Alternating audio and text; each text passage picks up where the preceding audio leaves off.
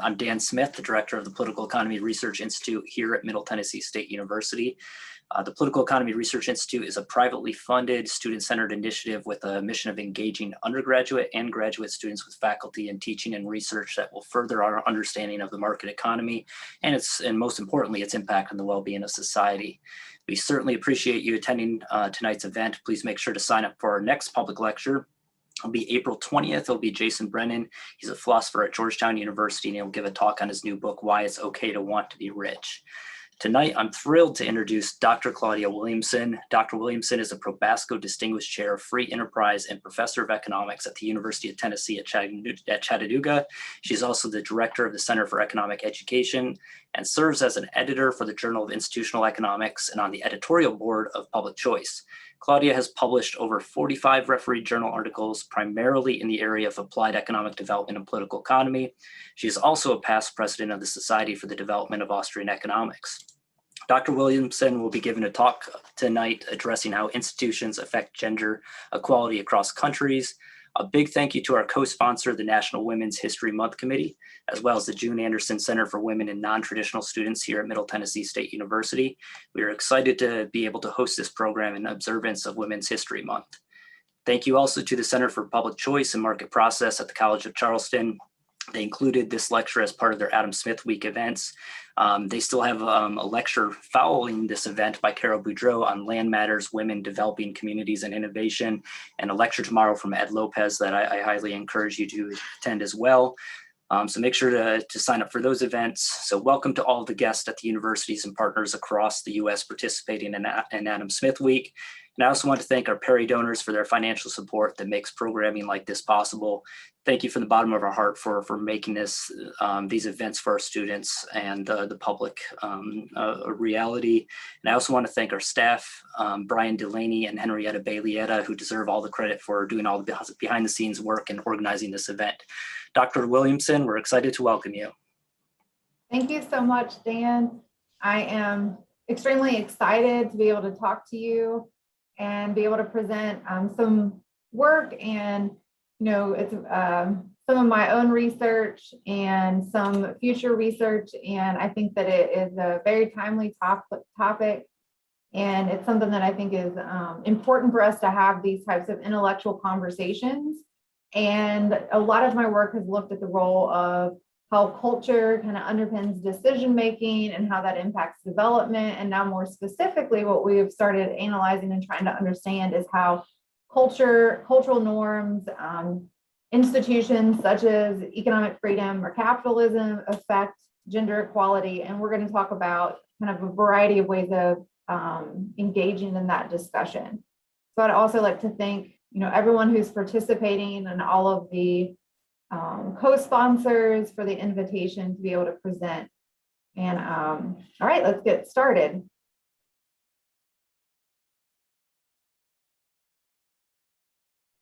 So some of the more interesting and maybe unaware statistics is to look at gender disparities across countries. And so one of the, I think, more common statistic that we hear in the public news or in the media is that women earn 77 cents for every dollar that a man earns. So that statistic does hold up globally, and we'll talk about what that means and different corrections or ways that that is measured. But the thing for us right now to think about is that if you were just looking at women's wages versus male wages, it looks like women earn less than men. And whenever we look at paid versus unpaid labor, on average, women spend about 3 times as many hours on unpaid domestic care as men. And this is even higher in Northern Africa and Western Asia, where women spend more than 7 times as much as men on those activities. About 47% of women working age participate in the labor market compared to about 74% of men. Women hold 28% of managerial positions, 18% of CEOs are female, and among the Fortune 500 companies, only 7.4% are women. In political life, women hold about 25% of parliamentary seats, and women are about 35% of the world's STEM graduates. 33% of women have experienced physical and or sexual violence by an intimate partner. So this just starts to give you kind of a broad stroke picture of the landscape of what we mean by gender disparities across countries. Kind of another interesting and kind of troubling disparity is to look at countries that legally require women to obey their husband. And so there are 19 countries right now, including Afghanistan, Egypt, Iran, Iraq, Jordan, Saudi Arabia. And then there are additional countries that require women to obtain husband's permission to work. And so what this starts to do is paint a picture and to show you that there are not only kind of these statistics, but ingrained in the legal code and legal doctrine of countries that create the disparities between men and women. And what economists and other social scientists have started uncovering are the consequences from these gender disparities. So when we, again, are looking across countries, these gender inequalities lead to, for example, poor health for both women and children. We have lower human capital investment, so there's lower educational attainment. We see poor quality of governance. Now, if we think at the national level or country level institutions, the governance tends to be of lower quality. We see lower standards of living, including lower income per capita and lower economic growth rates. So why is this happening? So we can think of it in terms of, why do we see that encoded in the law, something like you would have to ask permission to work? Or, just more broadly speaking, why is it that across a variety of measures, it seems that women are not able to take advantage as much of the economic opportunities that may or may not exist? A very common mantra that we tend to hear is that it's capitalism's fault. And so, it's that markets are to blame. And so markets exploit women. And so therefore, that is why we see, for example, that women make less money than men in the workplace. Markets tend to be a place that glorify success, which that's why it tends to be male dominated, or that there's just unequal benefits and women are at a disadvantage, or maybe there's some sort of consumer culture that would lead to gendered preferences. And within kind of that space, the typical preferred solutions are things like we must raise the minimum wage, we have to have gender quotas. So that's something that's become much more popular, is that certain countries, especially the Nordic countries, actually have engaged in mandating and having gender quotas for females to sit on boards. And we have government mandated family leave. And even in some countries, you've seen adopted government funded childcare support. And even some go as far as to argue that we should have some sort of mandated equal pay and required promotions based on gender. And so again, whenever we think about, we see these potential gender disparities that are showing up in statistics, and we need to understand what's going on. And on one side, kind of a public outcry that say markets are to blame. But when you start digging in and you start trying to uncover a little bit, in more detail, really what's going on, we start finding out, well, maybe not so fast. That's not actually what's happening. And most of these preferred solutions, for example, by requiring mandated gender quotas on boards, there's been studies that have shown that those companies actually do worse in terms of their performance, or that it doesn't end up helping women. For example, studies have shown that whenever you have mandated parental leave in the academic setting, that it makes the male more likely to grant tenure, and females are less likely to get tenure. And so it did the exact opposite of the intended effect as to promoting women. And so what is alternative scenarios, or what can be alternative explanations? And economists have a lot to say about this. And it's not to blame markets, but it's instead to understand differences in choices. And so whenever we start to uncover that, what we see is that most of these gender-related outcome differences are stemming from the differences in men and women's choices related to education. So the amount of education, the type of major that men and women are choosing, going on to graduate school or not, then the occupational choices, the type of work that is done, when it's done, where it's done, the number of hours worked is also a really important factor into understanding the gender wage gap. Time out of the labor force. If you're taking time out of the labor force to have a family or whatnot, then that is going to negatively impact your kind of long run economic earnings. But that doesn't mean that markets are causing the discrimination or capitalism is causing the problem. It's a difference in choices. And so that has been still somewhat difficult to get people to understand. But once you start showing and kind of mapping out this data, once you account for these differences, most of the gender disparity statistics basically go away. So Thomas Sowell has been great about identifying that if you look basically comparing apples to apples, there is no gender wage gap. And so there are still differences in choices. And that has led me to start to question and try to understand on a deeper level the social norms. Why is it that we have the persistent differences in choices? And so that has led us to start to question, well, is it really more about the cultural norms that maybe would foster gender equality? So what is it whenever an economist starts to talk about culture, what do we mean? And there's several kind of key definitions. The most important thing to think about is that it would be beliefs or attitudes or values that's going to have kind of a direct relation to economic activity. Also, you can think of it as customary beliefs and values that would be transmitted over time, transmitted generation to generation. And that is important whenever we start trying to identify what we call causal relations instead of just correlations. And so whenever we're talking about cultural values, it's something that would be more deeply ingrained and that is transmitted from parent to child. You can also think of it, it's values about the way that the world works. And it's also, norms of behavior derived from those values. So it imposes constraints on individual behavior, or it alters your incentives. And that then subsequently influences decision-making and outcomes. Economists have been trying to get a better idea and understanding of how culture relates to development and to gender outcomes. And Raquel Fernandez has a decent amount of work to kind of uncover these associations. What she looks at is what we call inherited values. So again, that idea that values are transmitted from parent to child.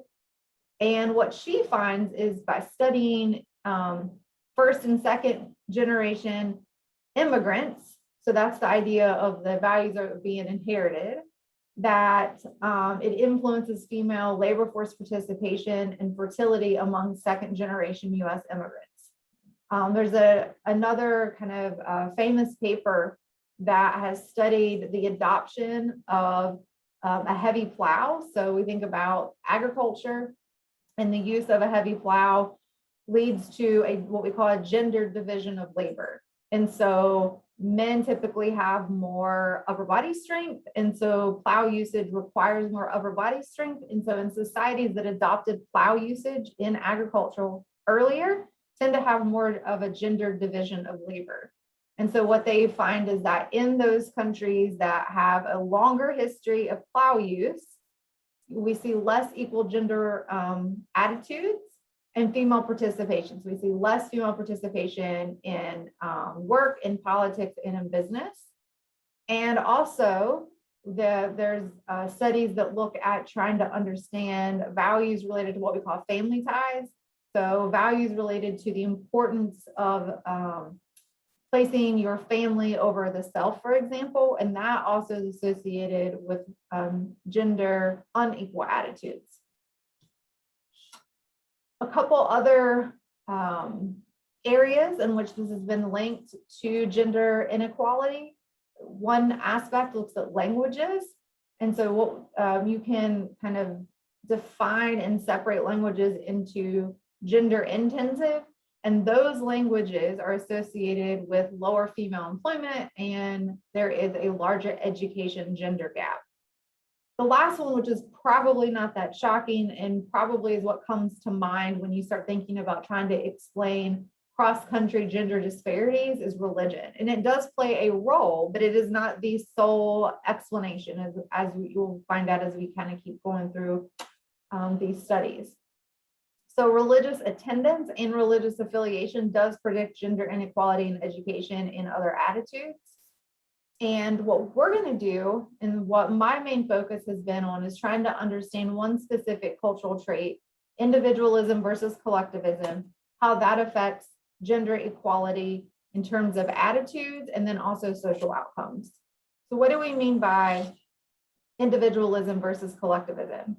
This was one of Hofstede's main cultural dimensions that he developed in the 60s and 70s. If anyone is familiar with Hofstede's work, then you'll know what I'm talking about. For those of you who are not familiar, what he ended up doing in the 60s and 70s is he surveyed IBM employees across countries, and it had a whole host of different questions, and then he would categorize them along cultural dimensions.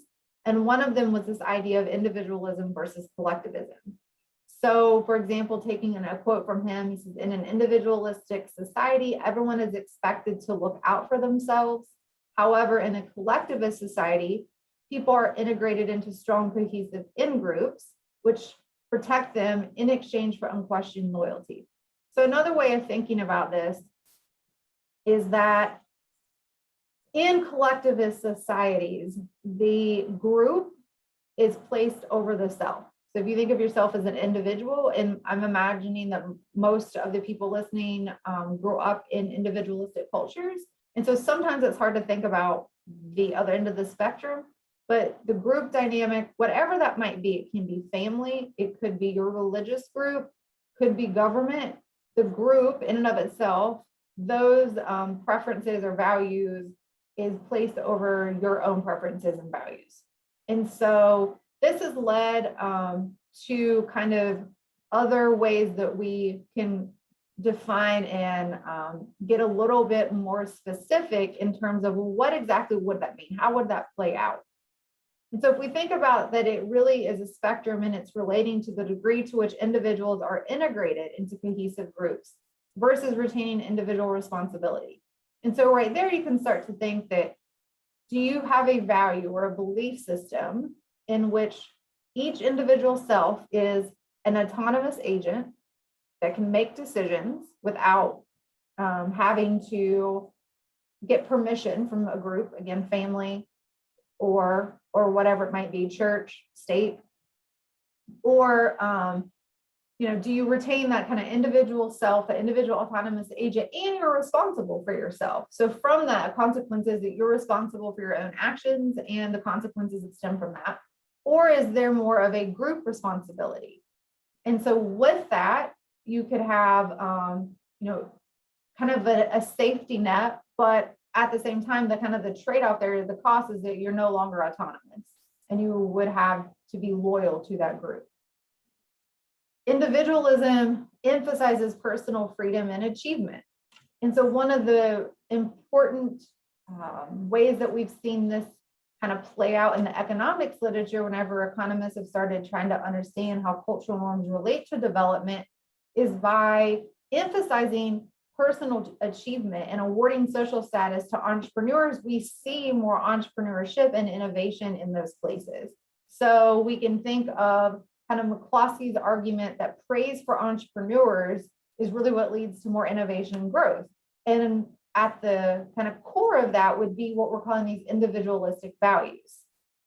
But at the same time, we also can call those capitalistic values. So you value the self, individual responsibility, that whatever consequences from them that you are, again, responsible for. You would value, your own individual or property right. And from that, from us being able to incorporate and kind of theorize, we've been able to show that this dimension of culture is the most robust when we relate it to a variety of economic outcomes. This is from Hofstede's original work, in which he maps out the most individualistic to most collectivist countries. So red represents the most individualistic. And we shift into yellow and green, kind of being middle of the road, and then all the way to blue, with blue representing the most collectivist. And in some sense, probably intuitively, the results are not that surprising. We have the United States and Canada and Western Europe being very individualistic. Some of the North African countries tend to be the most collectivist. So whenever we start to be able to get, kind of updated measures, or using Hosse's original data, or what we end up doing, what I end up doing in my work is updating that, those kind of results that show how much individualism matters keep showing up. And so here's this is just a kind of basic scatter plot illustrating the relation between individualism and income per capita across countries. And it is a very robust relation. So what I mean by that is that, statistically, we're trying to control for a variety of factors to tease out the correlation versus causation. And this does hold up to a variety of those tests.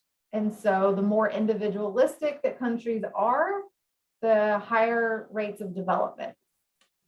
And so again, why do we focus so much on individualism? We have theoretical arguments that link individualism to economic outcomes, and it is showing up in the data. So we looked at a scatter plot that shows that relation with income. It also is related to higher rates of growth, higher rates of productivity, the stock market, financial development, innovation and entrepreneurship. Individualism is also negatively related to business and financial regulation. So countries that are more individualistic have lower rates of regulation, even though they have better outcomes in terms of development. And we also see that individualistic countries have more economic and political freedom. So then how do we take this argument, or this kind of notion of individualism, and relate it to gender equality? So our main hypothesis is that collectivism is equal to patriarchy. And so when we started researching this and really trying to get a better understanding of norms related to, if you want to think of it as feminism, or related to wanting to make sure that men and women are equal, not advancing one group over the other, but that men and women are treated equally, we find that feminism has deep roots in the Enlightenment. So the Enlightenment ideas, the Enlightenment thinking about individual liberty and natural rights, and that we are free individuals, we see arguments within the Enlightenment as that not only should that be applied to men, but radically, it should be also applied to women. And so those were, in some sense, you can think of it as the original feminists. Through the Enlightenment period, what we see is arguments based on natural liberty and individual liberty, that we are free individuals, not just men, but also women. Unfortunately, not all of those ideas have taken hold of across the globe, including that extension to women. So what we argue is that values of individualistic societies, autonomy, self-expression, creativity, that ethos of individual rights are inherently egalitarian, and it transcends gender identity. And so we can think of it as, if those are your core values and somewhat of a foundational belief system, then you wouldn't stop at picking a race or a gender, that it would kind of be elevated above that. And the core of it is about an individual. And so that's kind of the main core of our thesis, is that values related to individualism would transcend gender identity. However, the web of relationships and obligations that would characterize collectivist societies may ascribe subordinate roles to women. So it could de-emphasize women's personal goals relative to the group. So again, probably the easiest example to think there is something like family. And so that a woman's individual goals and preferences no longer matter. Her role is to elevate the family, to take care of the family as the group. And so those would tend to be more aligned with what we think of as collectivist values. So it's not about individual autonomy or female individual autonomy anymore. It's about the collective family. So if collectives are patriarchal, then a society that emphasizes family or tribe or the nation or church relative to the individual would subordinate women. If that's the case, if collectivism does equal patriarchy, collectivist societies emphasize social networks and obligations, and so we expect them to have less female autonomy. We would expect to see higher support for patriarchal attitudes, meaning things like, and we're going to measure and get a little bit more specific, but just things like that, woman's places in the home. So that's what we mean by the attitudes, the norms that would relate to patriarchy, for example. We would expect to see in collectivist societies a greater gender division of labor. So women do certain types of work and men do certain type of work. And we would then also expect to see an increase in a gender education gap. However, in an individualistic society that is focusing on self-autonomy and individual rights, what we would then expect to see, if we're correct, that individualism is elevating above gender identities, then we expect to see stronger support for women as individuals, and those individual rights should be extended to them. They are equal to men. We would expect to then see more acceptance of gender equal attitudes toward employment, toward earnings, toward education, toward politics, for example. We expect to see lower support for a gender division of labor. So women as mothers and caregivers rather than working outside the home. So in an individualistic society, we would expect to see women being able to work outside the home. In collectivist society, they would be subordinated to the mothers and caregivers. In collectivist or in individualistic society, we would expect to see an increase in female educational attainment, and also we hypothesize lower female fertility, because in a decent amount of work that's coming out, it is arguing that by having fewer children, it enables women to work outside the home. Again, fertility oftentimes is a choice. And so that one is more related to prior work in terms of understanding the relation between kind of female autonomy and whether it's in home or outside the home employment. So how do we get at kind of uncovering these very complicated dynamics? We use a World Values Survey. So what World Values Survey has been conducted since 1981. And then we are going to first use individual level data, and then we're going to look at it at the country level. And we do this for a variety of reasons, and it's to give more kind of support and to give us a more robust belief that the associations that we're uncovering are real and they're not just anomalies in the data that we happen to be looking at. So World Values Survey has surveyed over 350,000 individuals since 1981, over 100 countries, and it covers about 90% of the world's population. Ideally, we would have more countries surveyed, but this is the data that we have right now. And they are continually updating it. The most recent wave did just get published, and so it is not in this initial body of work, but we are going to extend that to see what other countries we could potentially include.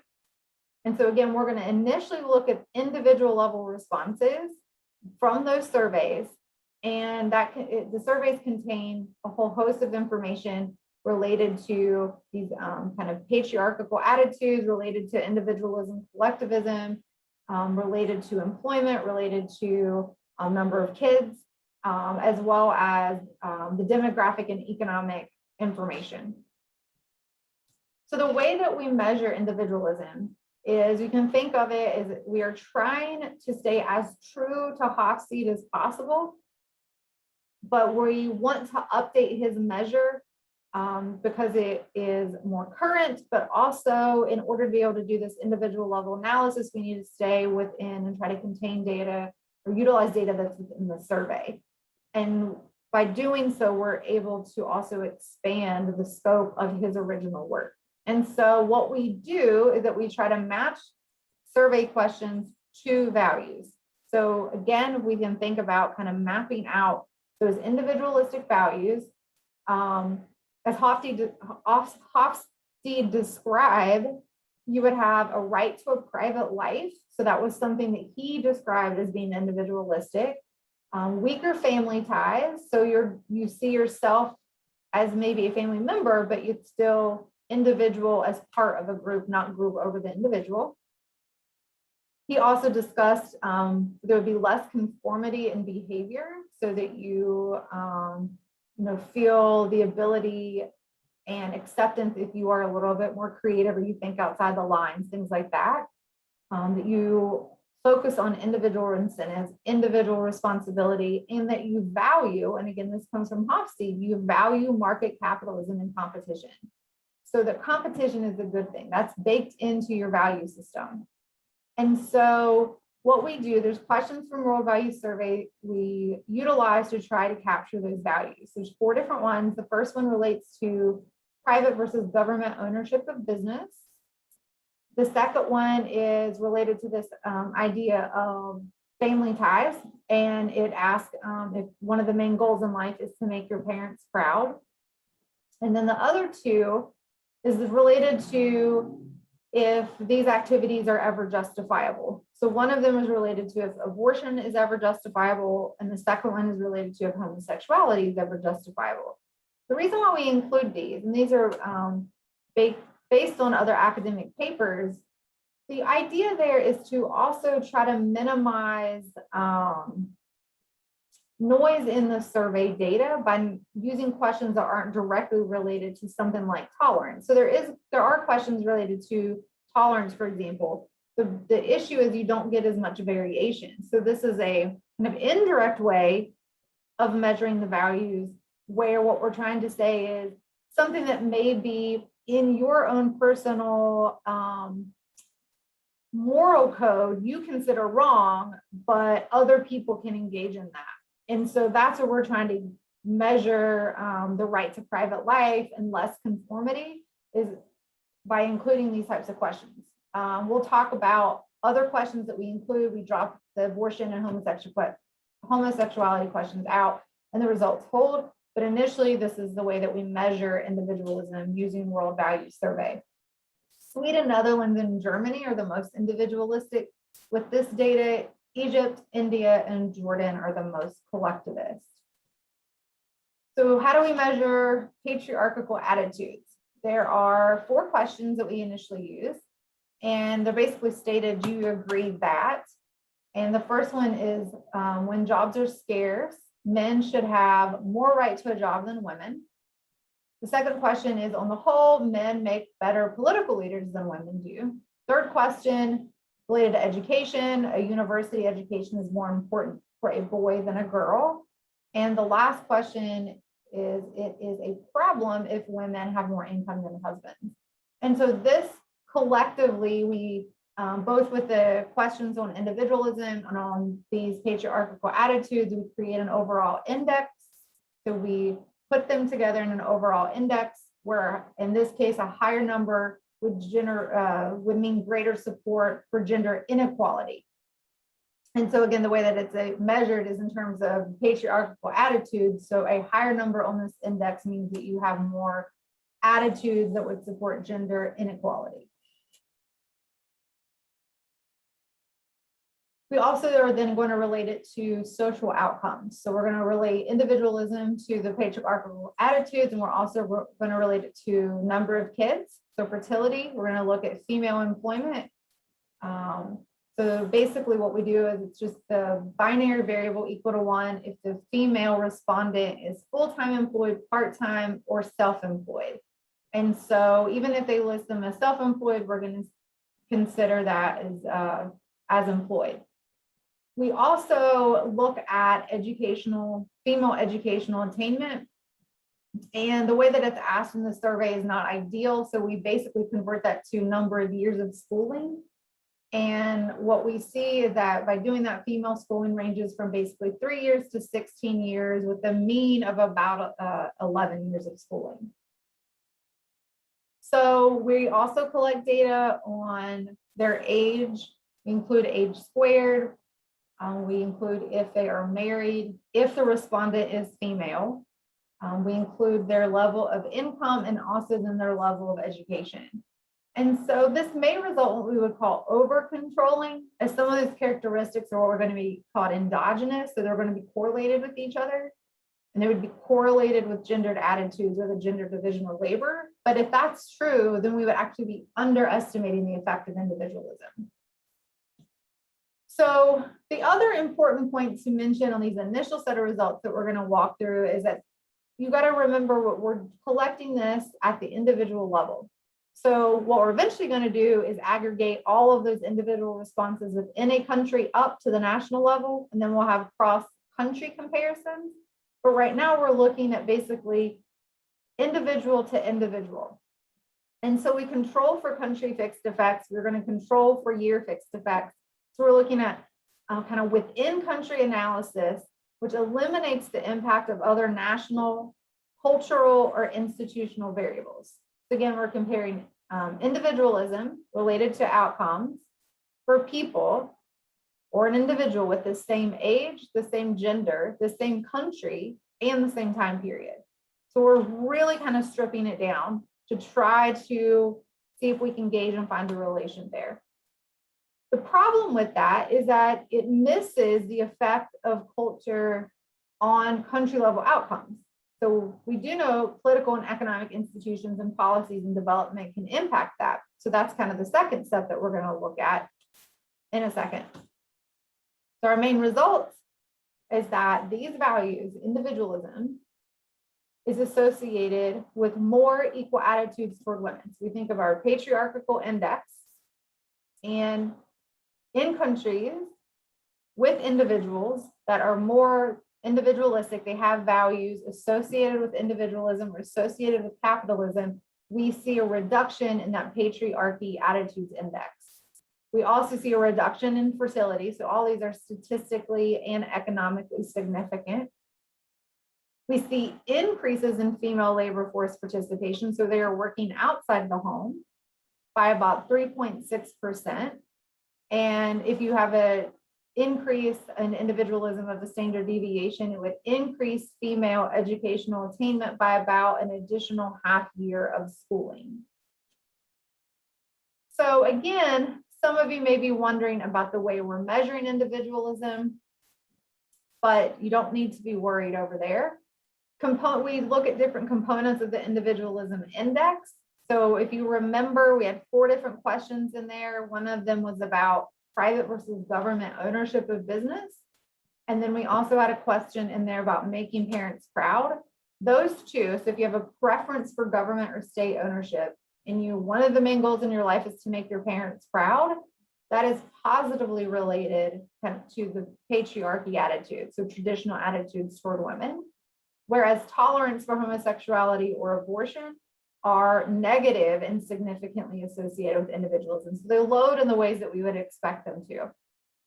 Since kind of tolerance toward homosexuality and abortion could be co-determined with gender attitudes, we drop those out and we just combine state ownership and then making parents proud as their own index. Results are unchanged. We also look at a different question related directly to individual versus government responsibility. And that loads and is significant in the same way that we would expect it to. And so again, when we're picking out questions that we think relate to individualistic values, it is robust in terms of it doesn't require one particular question. If we swap them in and out, they load in the ways that we would expect them to. One of the other areas that we look at is to try to uncover a relation with the gender division of labor. So there's 2 more questions than we analyze. There's a question that states, a preschool child is likely to suffer if his or her mother works. And so we would expect that individualistic values to kind of decrease that. And then there's a second question that states being a housewife is just as fulfilling as working for pay. And so we consider both of these to relate to what we would call gender division of labor or traditional working roles where women are working inside the home and men are working outside the home. And when we do the kind of the same type of analysis, again, individual to individual, so all these are still at the individual level in terms of our survey responses, individualism negatively and significantly decreases attitudes toward a gender division of labor. So then we would expect women, and as was shown prior in our couple slides ago, that women do then work outside the home when they hold these types of values.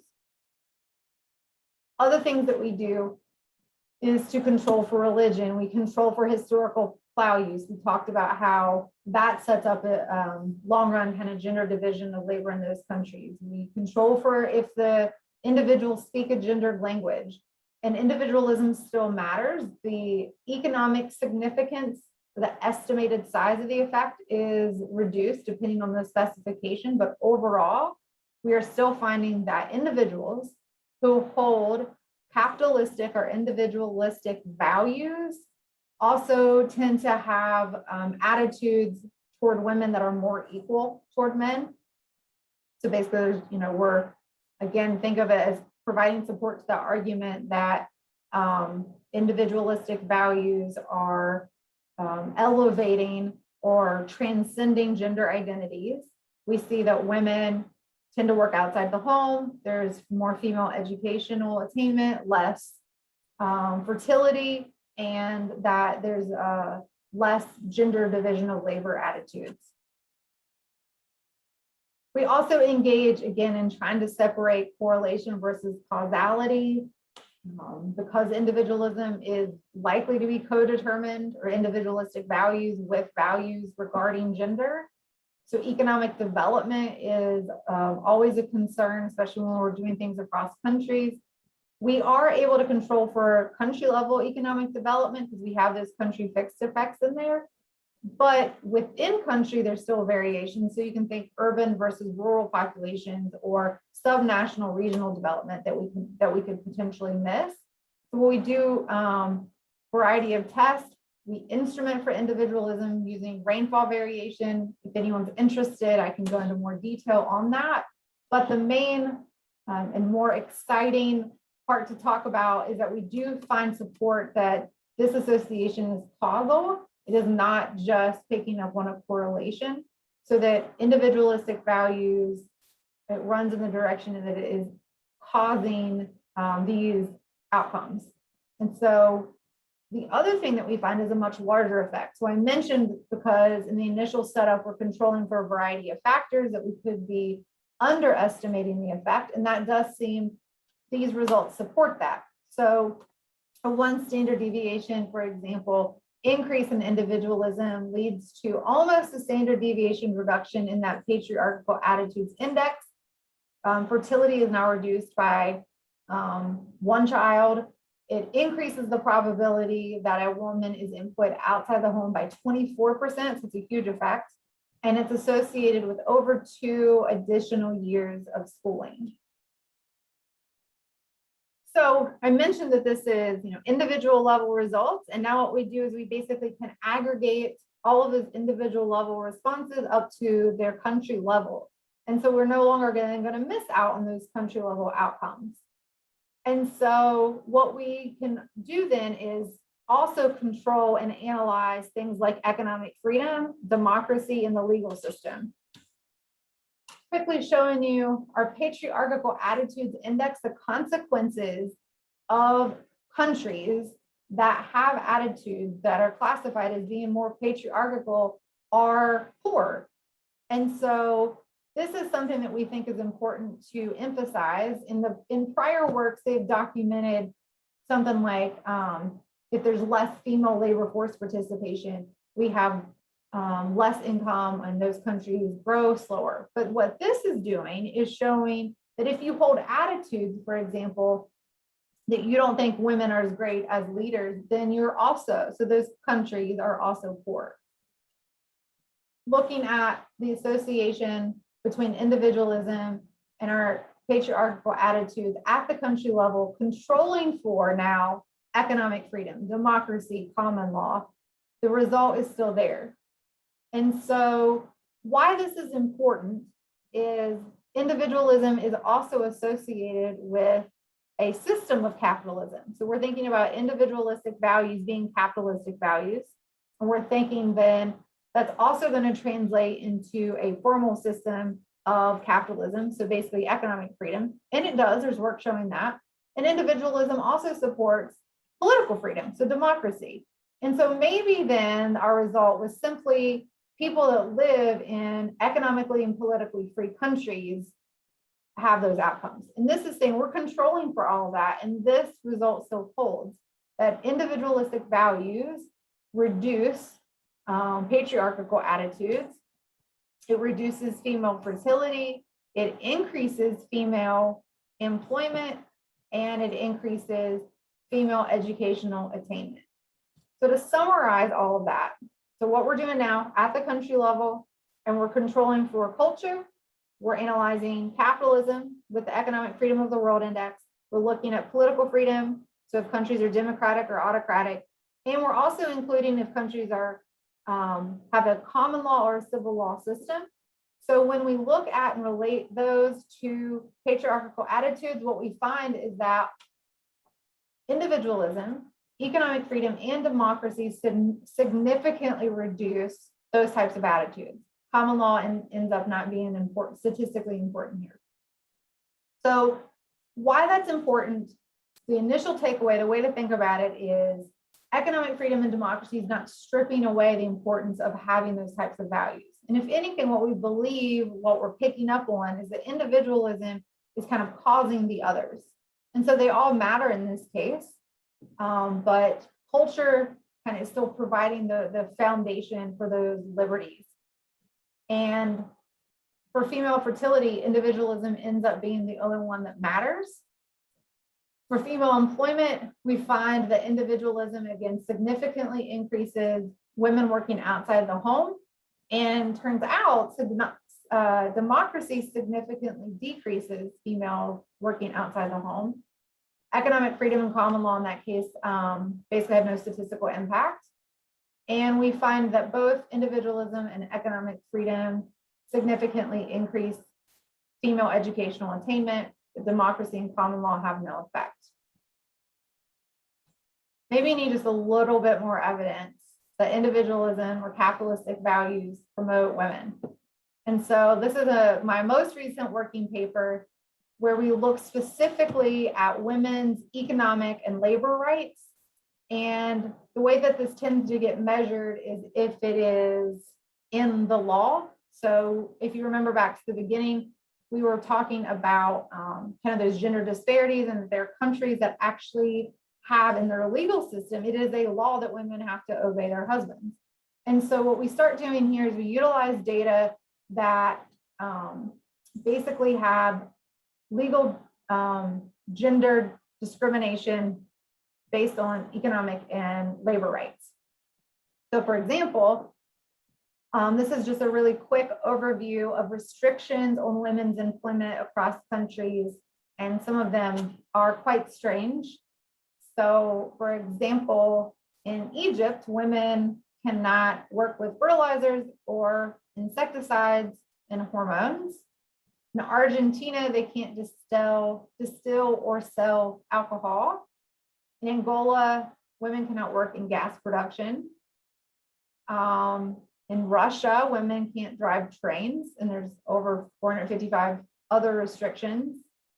You can just kind of briefly look through and see that within the law, there are restrictions about the type of employment that women can have. So we utilize an index of women's economic rights that is basically related to their labor rights, which would have significant influence on their ability to be gainfully employed outside the home. And this index includes both the law, so if it's in the law, and if it gets enforced, which is very important because, you know, and even in our country, we have a ton of laws that are on the books that don't get enforced. So we utilize this index because it includes de jure and de facto women's rights.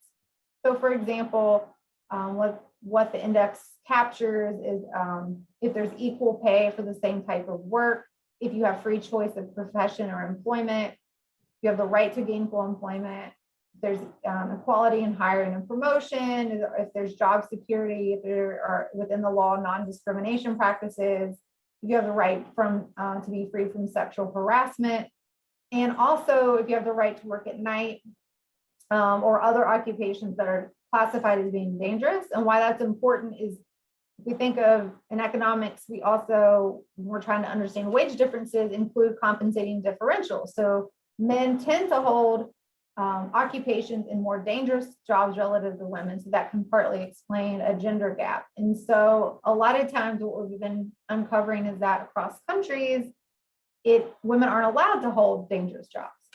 And so when we now relate individualism to this index of women's economic rights, we find kind of the same type of association. So more individualism, more female economic rights related to labor, related to employment. And so again, this is at the country level. We do a lot of different tests to try to tease out that this is indeed a causal relation. Overall, what we find is that individualistic countries support laws and enforcement of those laws that promote women's economic rights. Individualism has a greater effect on those rights in both common law and democratic countries. So the way that you can think about this is that democracy and common law can serve as a communicating device for values. So if you think about with democracy, it can communicate your preferences and turn that into policy. If your preferences is about individual liberty and rights and it transcends gender, then that should be easier to get into law in democratic countries, and that's what we find. What this also then implies is that by encouraging a country to become more democratic doesn't necessarily mean that you're going to get more gender equality. And that is because it is based on cultural norms. So in a country like Egypt that is collectivist, if they democratize, we shouldn't necessarily expect to then see more gender equality. And so in some sense that can be frustrating or at odds with a lot of the solutions that certain groups try to advocate to achieve gender equality. So collectively, kind of think about the initial results looking at the surveys at the individual level and then aggregating those survey questions at the national level and then turning to even a different index, not using the World Values Survey, using a different measure of women's economic rights. We find that individualism or collective or capitalistic values promote gender equality. So again, we're looking at it in terms of education, in terms of employment, in terms of other values related to women. So gender equality, we argue, requires capitalistic values in free markets. So again, if we hear any sort of kind of push or promotion to what we can do across countries, it's usually, well, we need more political freedom. And what our results argue is that you need values that support economic freedom and freer markets. So policies that mandate gender equality or attempt to mandate gender equality may have little payoff if gender-related norms and outcomes are culturally ingrained. So again, when we are starting to see studies that are showing these gender quotas aren't having the payoff that they expected, this is partly and potentially why. And lastly, then maybe ready to just throw your hands up and think there's nothing we can do. But recall that a lot of countries have legal restrictions on women. And so one place to start is to just remove the legal restrictions. And so I think that kind of overall, this presents a particular way of starting to think about and understand the gender disparities that exist across countries. Thank you so much for your time, for tuning in and for listening. And now I'm happy to take questions. Thank you very much, Claudia. It's fantastic. And everyone, we are taking questions through the Q&A at the very bottom of your screen. So just submit your questions and we'll read them to Claudia one at a time. First question was submitted early on, so you may have actually answered this. But Christopher Wiseman asks about, can you clarify the distinction between the wage gap and the earnings gap? He says the wage gap is the averages, where the earnings gap is largely explained by the choices and situations where men are more likely to engage in high-risk labor, which is compensated at a higher rate. So So when economists start looking at basic statistics or then trying to compare women that are making the same choices as a man, or that, you know, they kind of have the same education, same hours in the labor force, that kind of thing, then we don't see any differentiation between overall earnings or even the wage gap. Thank you. Another question from Protik Nandi. He asked, referring to one of your graphs, do you know what is happening with Singapore? It's more on a collective society. If I'm not wrong on the graph, it's more on a collective society with a high per capita income. Sorry, I didn't catch which slide that was referring to, but one of the slides apparently Singapore stands out.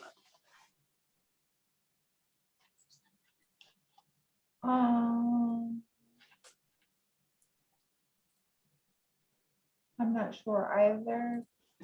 And it was with individualism and income, I believe.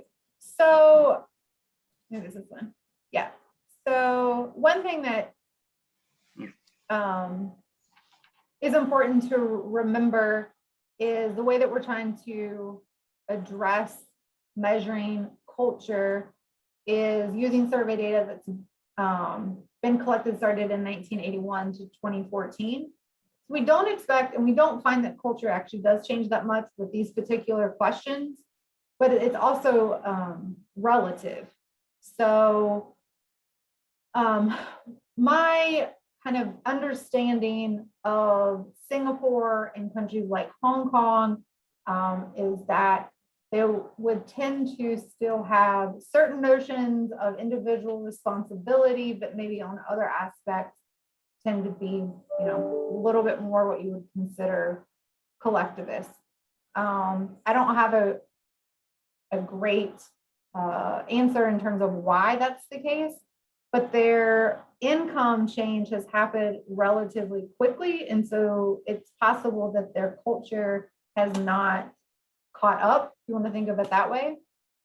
So, you know, on average, countries that are more individualistic tend to have a higher levels of growth, but it's not that it's impossible. If, for example, we tend to see those countries become more economically free faster than their culture changes, then we would expect those countries to have higher levels of income. So I kind of think that's partly what's going on there with Hong Kong, but I don't have in-depth knowledge to be able to give a detailed answer. All right. Our next question is from Rania. She asks if there's potentially a Western bias to equality and the way that it's interpreted and measured across different countries and cultures. One of the points she brings up is in some countries with low skilled labor, it may be fairly normal to have maids or servants in the household. How would that affect the interpretation of equality between men and women? So I think that's where trying to get at the norms and patriarchal attitudes is really important. So other studies have tried to address female labor force participation or female educational attainment. There haven't been, at least that I'm aware of, very many cross-country studies that get at attitudes to women. So I would argue that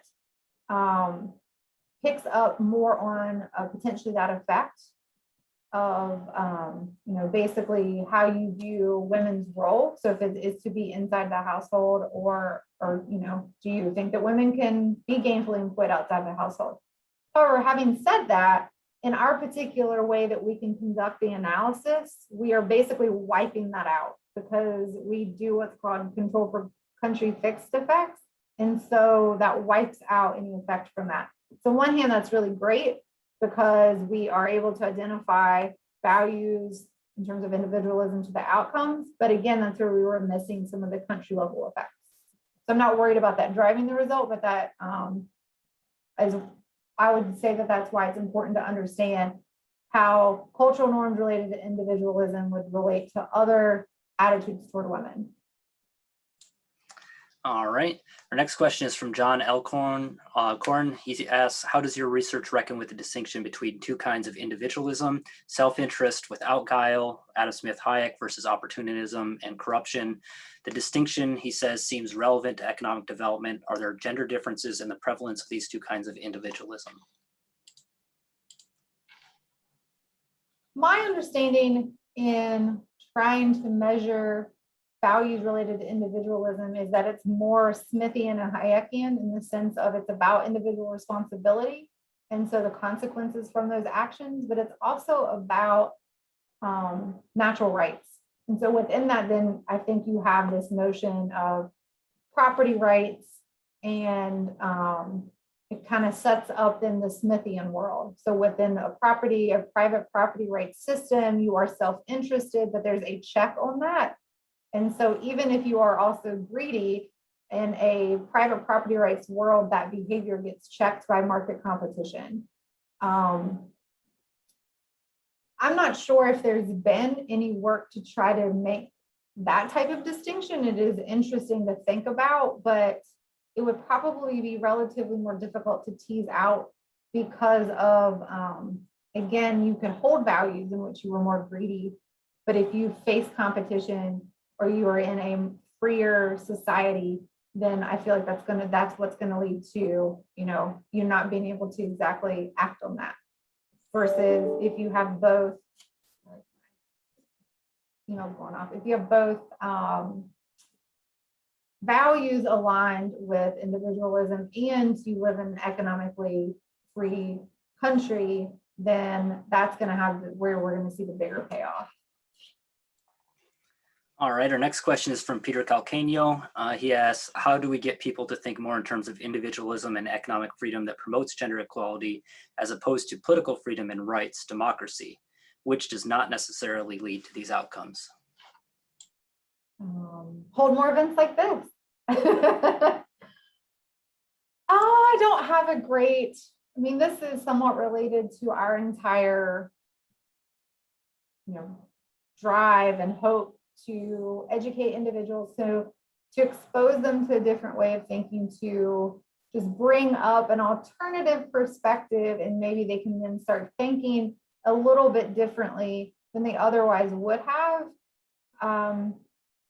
Changing that narrative has always been difficult, to get people to think of markets as being a social space or as being a place where people can behave ethically, or now to be a place in which women actually can engage and promote themselves in ways however they see fit. And so I think that is perhaps the difference between economics and maybe other social sciences, is because we in our core understand that value is subjective. It's still about individual choices.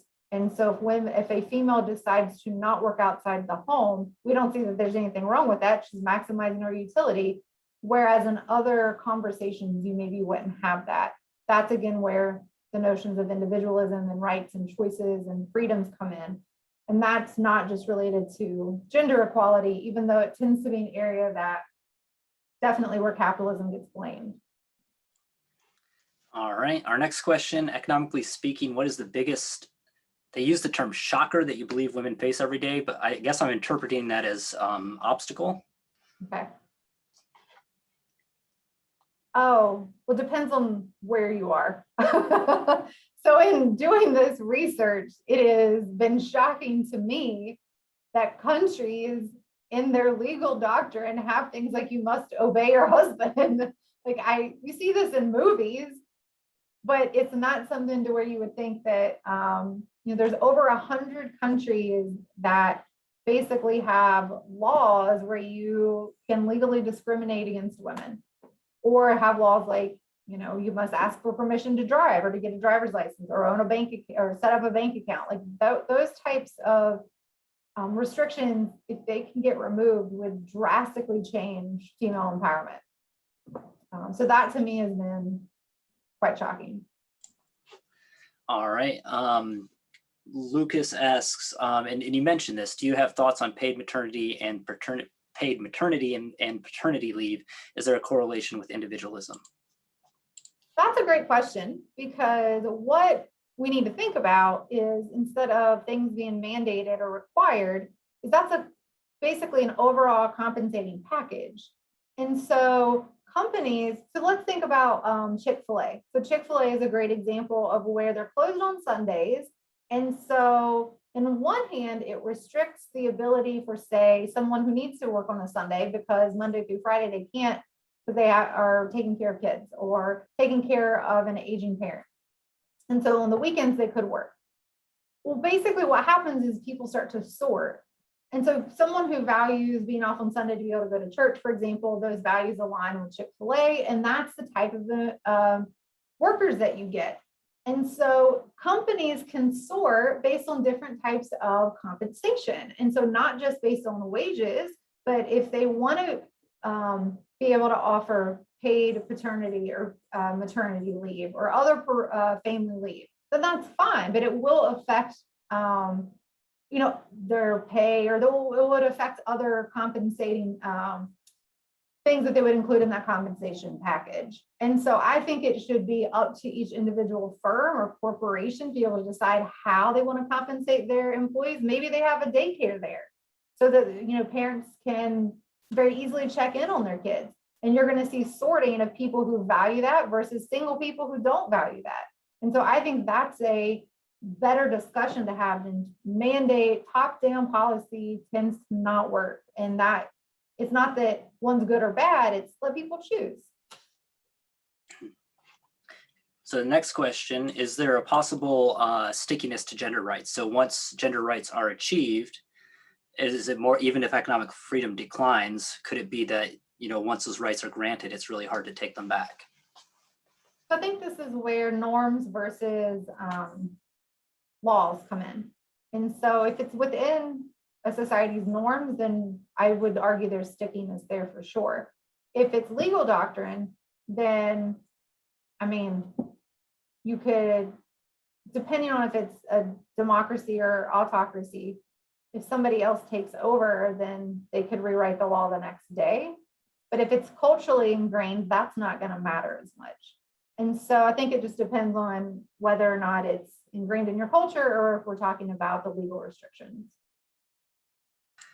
All right, last question, because I know some of these audience members are going to hop over to Carol's lecture in a few minutes.